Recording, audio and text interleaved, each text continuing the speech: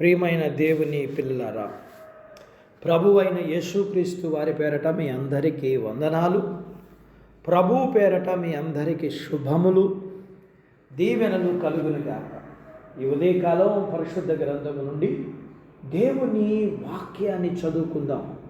ప్రసంగి గ్రంథం 7వ అధ్యాయం 3వ వచనాన్ని చదువుకుందాం. నవ్వుట కంటే దుఃఖపడుట మేలు, ఏలయనగా భిన్నమైన ముఖము హృదయమును గుణపరుచు. దేవుడు తన మాటలు మన కొరకు దీవించునుగాక. ఆమేన్. ప్రియమైన దేవుని పిల్లలారా, భిన్నమైన ముఖం అంటే దుఃఖముతో నిండిన ముఖమని, దిగులుగా బాధగా ఉన్న వాళ్ళని చూస్తే మనకు అర్థమవుతుంది.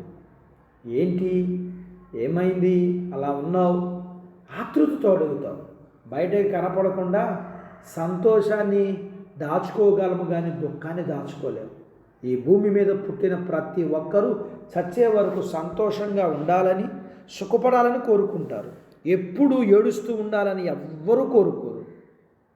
మరి నవ్వుట కంటే దుఃఖపడటం మేలు ఎలా అవుతుంది? మనం సంతోషంగా ఉండాలని కోరుకునే దేవుడు దుఃఖపడేవారు ధన్యులని చెప్పడం ఏంటి అని అనిపిస్తుంది కదా.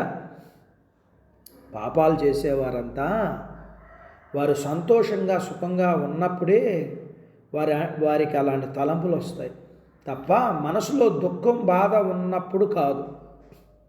అనేక రకాలైన పాపాలకు పథక రచన చేసేది ఎలాంటి అలజడ లేని పరిస్థితులలోనే, ఎలాంటి కష్టాలు బాధలు లేనప్పుడు మనుషులు ఎంజాయ్మెంట్ కోరుకుంటారు. ఎక్కడైనా పెళ్ళిళ్ళు ఫంక్షన్లు జరిగే చోట తినడం, త్రాగటం, డాన్స్ చేయటం, తిట్టుకోవడం, కొట్టుకోవడం జరుగుతుంది. ఎవరైనా చనిపోయిన వారి ఇంటికి వెళ్తే అంతా నిశ్శబ్దంగా ఉంటుంది. అక్కడ ఏడ్చేవాళ్ళు కనపడతారు తప్ప డాన్సులు చేసేవాళ్ళు కానీ తిట్టుకునేవాళ్ళు కానీ కనపడరు. శవం చుట్టూ ఏడ్చేవాడిని చూసినప్పుడు మనం కూడా చనిపోతామనే భావన కలుగుతుంది.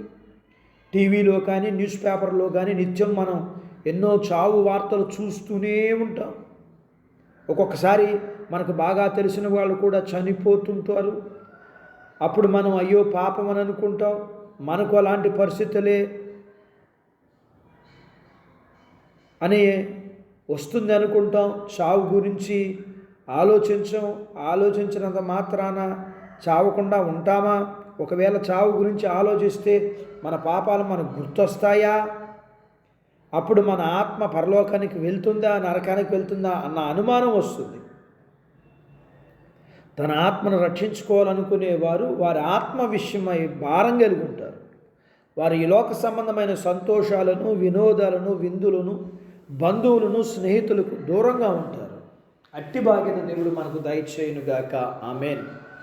దేవుడు తన మాటలు మన కొరకు దీవించునుగాక. ఆమేన్. ప్రార్థించుకుందాం. నాతో పాటు ఏకీభవించండి. మమ్మల్ని మిక్కిలిగా ప్రేమించిన మా ప్రియ పరలోకపు తండ్రి, మీ పరిశుద్ధ నామమును బట్టి మీకు వందనాలు. ఉదయకాలం మీ పాదాల దగ్గర మీ లేఖనాన్ని మేము నేర్చుకోవడానికి సహాయం చేశారు. నేర్చుకున్న లేఖనపు సత్య ప్రకారం మేమందరము అన్ని విషయాల్లో మాకు క్షేమము, మేలు ఉన్నప్పుడు మేము పాపములోకి పడిపోయే అవకాశం ఎక్కువ. అదే దుఃఖంగా, కష్టము, బాధలు, నష్టాలు, అవమానాలు ఉన్నప్పుడు మేము పాపములో పడిపోకుండా ఉండడం అనేది జరుగుతుంది. మా జీవితాల్లో మేము సంతోషంగా ఉన్నప్పుడు యవన కాలం నందు సంతోషంగా సంతుష్టిగా ఉండు, కానీ నువ్వు చేయు ప్రతి క్రియకు తీర్పు దినాలు లెక్క అప్పచెప్పవలసి ఉంటున్న మాటను బట్టి మేము సంతోషకరమైన, క్షేమకరమైన, మేలుకరమైన జీవితంలో మేము జాగ్రత్తగా ఉండగలగటానికి మీరు మాకు సహాయం చేయండి. మీ పిల్లలను దీవించండి. చిన్న బిడ్డలను, యవనస్తులను, వృద్ధులను, స్త్రీలను, పురుషులను దీవించండి. వారి చదువులు, ఆరోగ్యాలు, ఉద్యోగ ప్రయత్నాల్లో విజయాలు ఇవ్వండి. ఉద్యోగాలలో ప్రమోషన్స్ ఇవ్వండి. చేతి పనులు, వ్యాపారాలు, పొలాలు, పశువులను దీవించండి.